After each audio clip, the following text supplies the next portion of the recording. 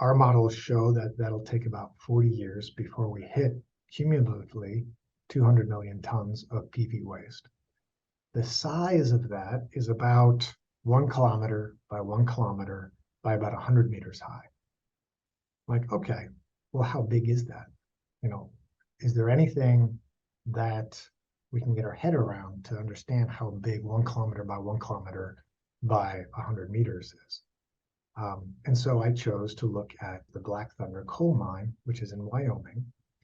And if you look at the scale, if you can go to Google Maps and you just zoom in on the Black Thunder coal mine, you can see that a square that's 1 kilometer by 1 kilometer would fit into one corner of one of the sections of the Black Thunder coal mine.